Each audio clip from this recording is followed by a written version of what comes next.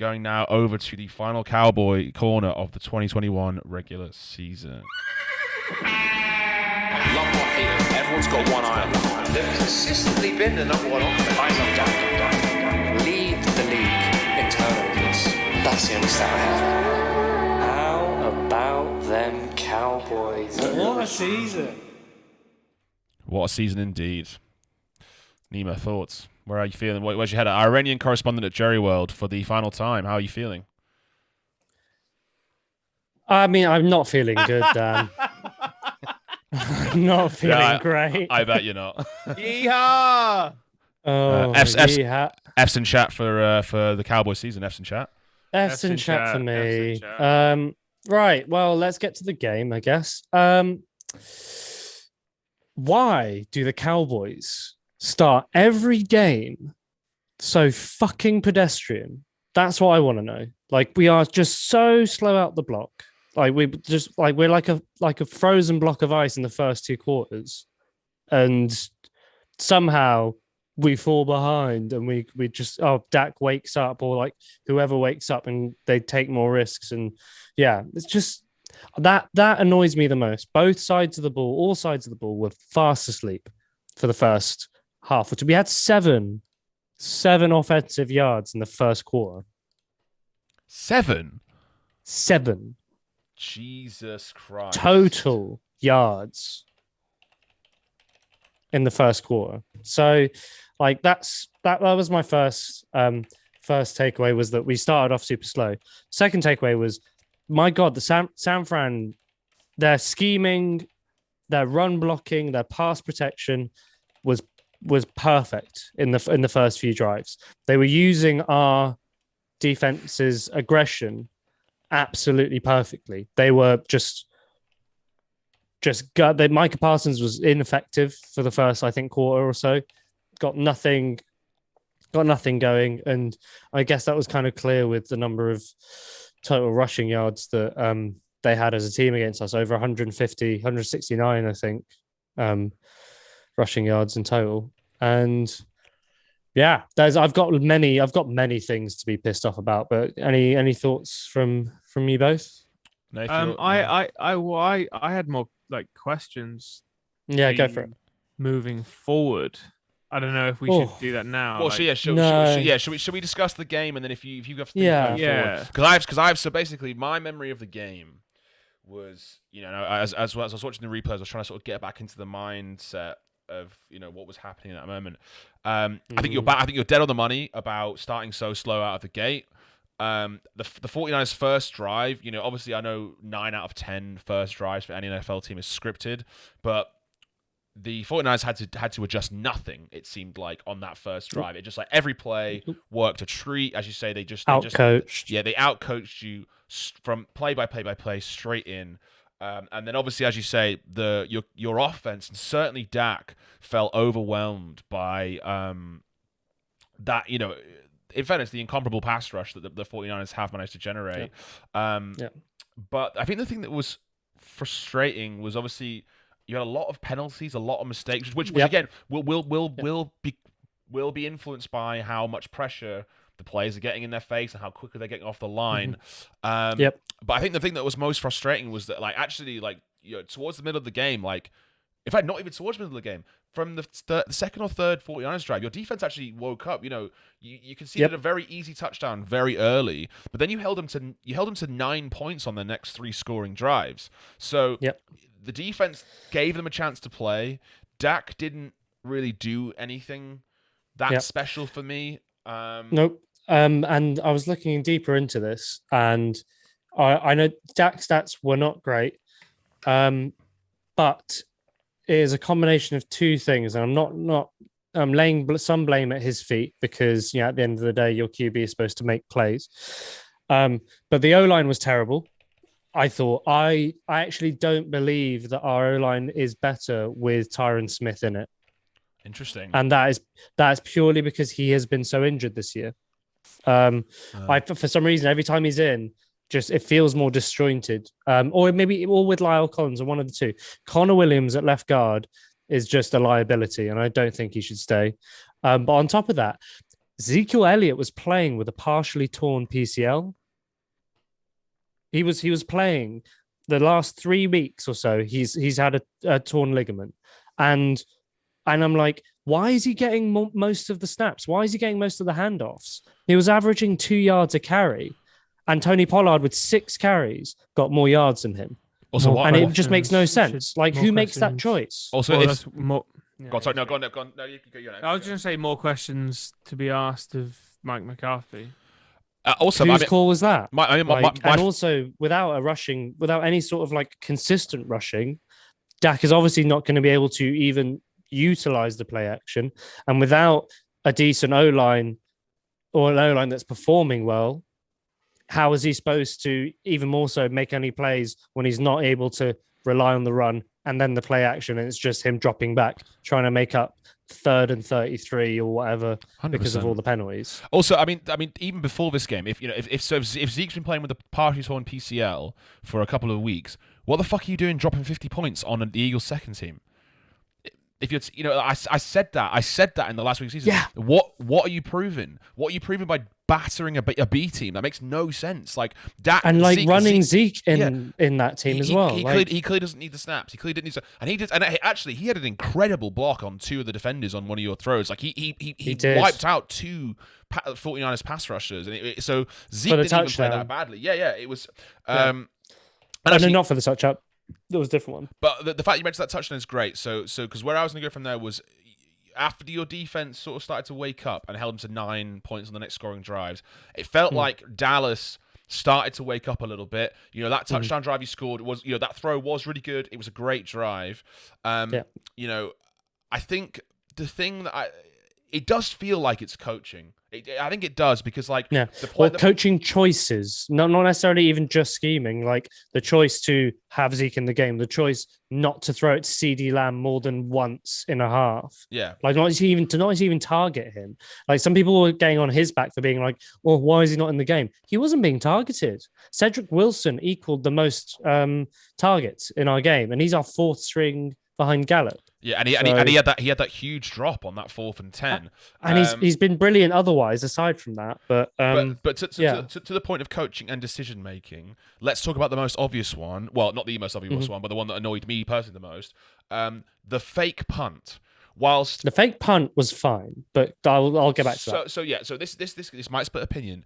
In my opinion, 4th and 5 is not a fake punt play. Have a play for a 4th and 5. 4th and 5 is makeable. I'm not saying it's super easy to make. Obviously, it's not 4th and 2. It's not 4th and inches. It's 4th and 5, but it's definitely makeable with a well-designed play. You fake punted it, converted it. Fair enough. Let's say that opinion doesn't matter on that. They converted it. Who cares? What are they doing next? Yeah, they fucked around for 25 seconds through the special teams off, through the offense on. You get a delay of game, 1st and 15, and then you get 3 and outed, and you're in a 4th and 7. I guess what play would be really useful then in a 4th and 7? A fake punt. A fake punt. A fake punt is a 4th and long play. It's not a 4th and 5 play. So but it would have been a fake field goal from that position. But either way, it's like you know what I mean? Like I agree with you there. It's like if you don't fake a special teams play for no real reason, like then you have the option. Then you know what I mean? Like you weren't even. It's not like you're on the goal line. It's like you're nearby where it's sort of like the fake punt. Also, what are you faking the second time? You fake punted it. You're successful. Why are you lining up with your punt team again and pretending to punt it on first down? What are you trying to draw off sides? Trying to get a timeout. It was a myriad of coaching mistakes. It was was terrible organized. Like they had no idea what they were doing. But it made also that would have come from Bones Fossil, the special teams choice. But I just that was just confusing and I just don't I don't necessarily disagree with the fake punt choice first of all, but what the fuck was going on afterwards? I don't. Yeah.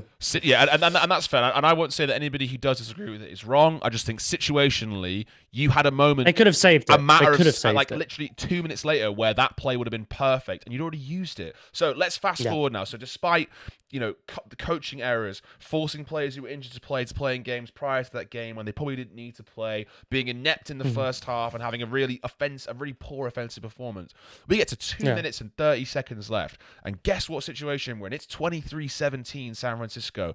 Dallas have the ball. They got 3 timeouts left. You're in this game. A score wins you that game. And what do? You drive down the field, you get into a 4th and 10, and obviously we mentioned it earlier, the Cedric Wilson drop. Now, that I'm not going to have a go at. It's unlucky. It was like, even though it was catchable, it was very hard to catch. My criticism is I watched that play again, and I've watched it from a few angles. There's not a single route that's like on the line, the first down line. Every single route is a deep route.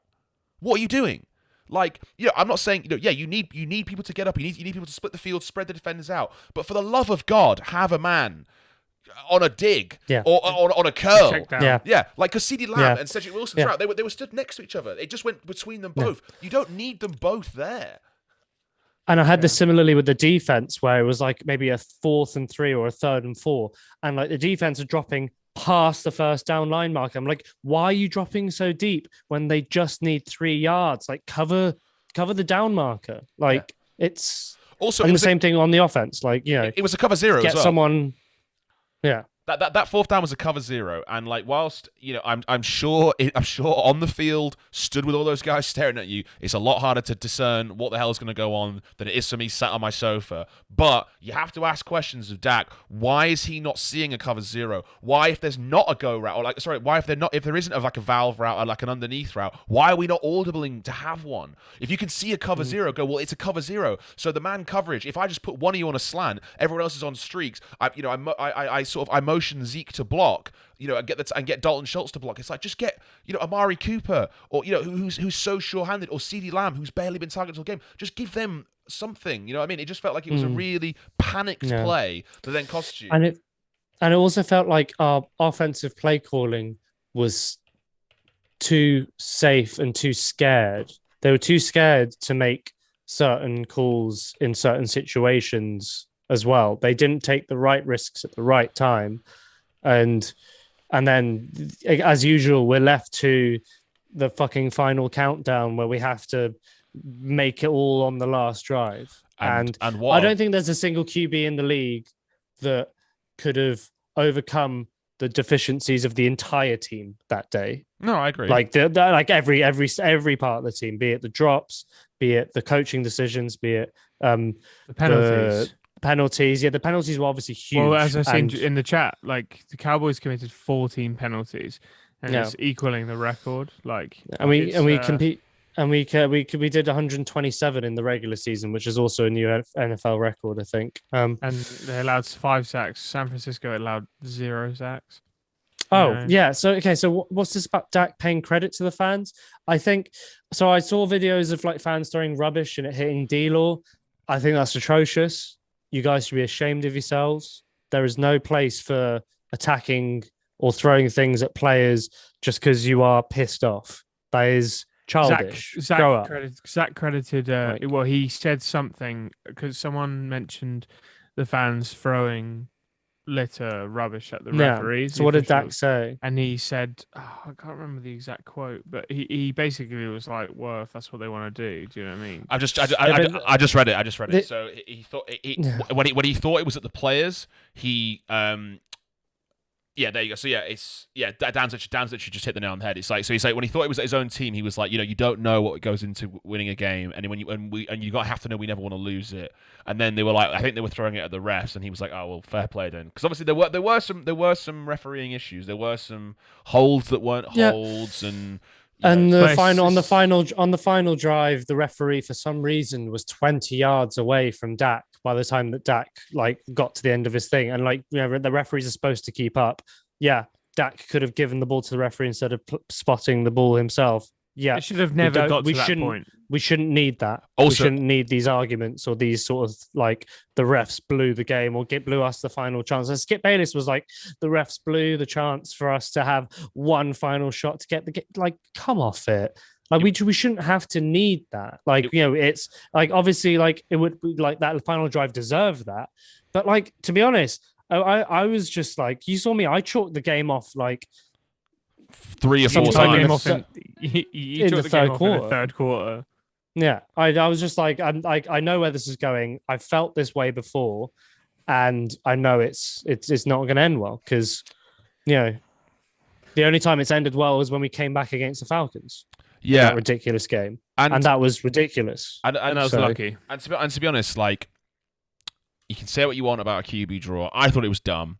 But if you're gonna, like, I understood the call. Obviously, they're in like a prevent. The middle of the field underneath is going to be wide open, but you still they were on sideline defense as well. You still have to get down with like 4 seconds is not enough time. Even if the official has to give it, 4 seconds is not enough time to get the ball and spike it. It just isn't. So if you're gonna like 8, 7, something like that. If you're gonna do the QB draw, you've got to say to Dak beforehand, be like, look, mate, get 10, 12 yards and go straight down. You have to get 10 yards and go down. Like, because he rushed for like 17. It's too many. Yeah. It's way too many. Yeah. I've seen that argument as well. Apparently as well, there was no option for him to audible out of that either. So there was, with that, the sort of way that was apparently that play was structured, there was no way for him to poor coaching. More poor coaching. I think I don't disagree with the choice of a QB draw necessarily, in the sense that, would you rather a Hail Mary from the 50 or 4 verts from the 20 or 25 or something? I get that. And I get that they thought they could get the ball spiked quickly enough. I think if we were luckier, it might have come off. And to be honest, I don't see what other plays would have been. Like, I honestly don't see us like doing it, completing a Hail Mary from the 50. So at that point, why the fuck not? Let's give that sort of weird set of circumstances a try. It was a game where I think it was poorly managed by the Cowboys. I think the officiating wasn't great as well. I think they were outcoached by San Francisco, and San Francisco had a better game. And at the end of the day, I think the team that won was the team that should have won in that game. The whole absolutely, absolutely. And it sucks for the Cowboys. It's it's not your year once again, but that's just how it goes. That's just how it goes. And always the bridesmaid, never the bride. What do we think? Well, what do you think, Nima, as a Cowboys fan, is moving forward? Is the call coaching wise? Mike McCarthy should go. Interesting. Mike McCarthy should go. Brian Flores is a better head coach than Mike McCarthy. Take him. Oh, interesting. Take him. Why not? Yeah. Like, it's not a money situation. Like, there's no reason why Brian Flores, I don't know, like, personally would turn down an offer from the Dallas Cowboys for any sort of, reason. Like, it's, he is a far better coach than Mike McCarthy, even though he hasn't won any Super Bowls or anything like that necessarily as a head coach. He hasn't, has he? Just can someone confirm that for me? Yeah, he might have as a Patriot, but like not as a head coach, definitely. I just think there are plenty of coaches who could come in. Kellen Moore, I honestly don't know if he's ready for a head coaching job. There was rumors that you posted earlier today on the group chat that he may get moved up to head coach, partially, I guess, to save him from being poached as a head coach somewhere else. Yeah, but also, that was my thought. But also, I've heard people come out and support Mike McCarthy, and I've heard that Jerry Jones has publicly said that Mike McCarthy is still our guy and he'll stay for another season. But I'm like, if he stays for another season, what are we playing for next year? Flores has won 4 Super Bowls. As an assistant. As an assistant / coordinator vibe, yeah. So he's got experience. He's been there. He's done that. Like, and he's coached under the greatest coach of all time. I feel like that counts for something. But I don't see, if Mike McCarthy stays, I don't see what the Cowboys are playing for next year, especially with the contracts that are up. Michael Gallup is probably going to leave. I think half our team is going to be worse next year, guaranteed. We've pushed forward like people's contracts to have to pay more next year and the year after. We don't have the cap space to take people in free agency. This year was the year where I think our team would have been at its peak. And I think from here on in, unless we draft like absolute wizards, I don't see how a team can improve. Also, I think like outside of the fact that your team's gonna suffer in terms of quality next year, it's a bit of a down year for the NFC. Like I know the 49ers have sort of surprised people, and like the NFC West is obviously there's 3 teams from the NFC West, but like Rams super beatable, the Cardinals super beatable. Don't know about the 49ers. Yep. I mean maybe not against the Green Bay Packers, because I really am anxious now that we're playing them. But like but the 49ers are sort of they're like Jimmy G gave you a chance to win that game at the end of that game. So like the 49ers don't really blow my mind. The Bucks they're really good and they're the defending champs, but it's like they don't feel unbeatable. They really don't. Like so outside of the fact that your team is going to suffer this year, sort of going into the offseason and next year potentially, I think the NFC is going to be a lot better next year. So it does really feel like an opportunity lost for any NFC team really this season. So I mean that's sort of it. I mean, there are like any closing thoughts for anybody? As your last Cowboy corner. Yeah, as it's the last Cowboy corner. Anything you want to say? I did prepare a little bit of poetry to kind of emotionally represent how I feel about the Cowboys and what's happened the last day or two, and I would love to share that. You've prepared a poem. Yeah. Interesting. Okay. Sorry, this is a little bit off the cuff. Let me see. Do I have a scene? What kind of mood do you want? Do you want like emotional or like upbeat? Or I think like... emotions. Let me just get my my plugin sorted for my voice. In 1 second. Okay. Well, yeah, I think we're good. I'm just going to cue a scene. Let's just see what happens. This is an original composition to summarize the Cowboys' season.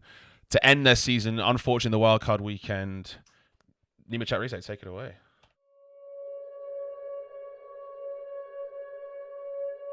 Dallas, Texas, with such great expectations that when our play is so bad, it will vex us. With its lack of directional soul, hyperbole, noise, a bunch of parts with no whole. No wonder a Super Bowl will never reach us. Our homes are offices filled with the sounds of the NFC least, amongst others, tearing down our perceived greatness. A first half offense playing like the staleness of the toast I'm eating the next morning. A play calling with no logical sense. It had little chance of scoring. No amount of preservatives in that bread could make it taste as good as a Cowboy victory sandwich instead.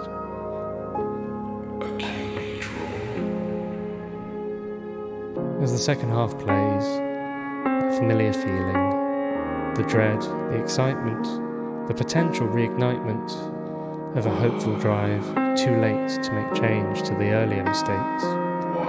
The thrill before we are ultimately disappointed, the tease before being let down, the Hollywood finale ending in an offensive play-calling meltdown of proportions I have never seen before. A QB draw, a scramble to spike, and with timeout, a ball that will never be hiked. I think it's time to go, Mr. Mike.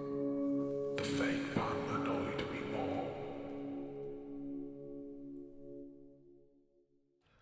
more. Powerful stuff there from Nima. It's from the heart. It's from the fucking heart, okay? Honestly, I haven't written a poem since I was like maybe 7, so honestly, yeah. Please bear with it. As the Cowboy victory sandwich, incredible line, and the closing line, incredibly powerful. Expect that on the socials this week, folks. So please we do have a writer in our chat as well. So any validation from please. I'll send it to you, Hutch, if you'd like. We just thought, my delivery isn't brilliant, so the Cowboy Corner has been a cornerstone of this podcast, and it was a surprise event when it just dawned on me last night that I was like, shit, like they're out, so we can't really do a Cowboy Corner from here, at least until the end of the season, because it's not relevant. which sounds harsh, but unfortunately that is true. Okay, cool. So let's get into Dan Hutchinson is better than any poem I've ever written. I'm sure that's I doubt that. Yeah. If also, Dude, I don't even have an A level in fucking in English. English is a second language for me, dude. Technically true. All right, let's. Hi, thanks for watching Inside the Five. We go live on Twitch every Monday at 8 p.m. and we have an audio podcast that comes out on Sundays. Check out the links below, or if you're interested, watch more of our videos. See you soon.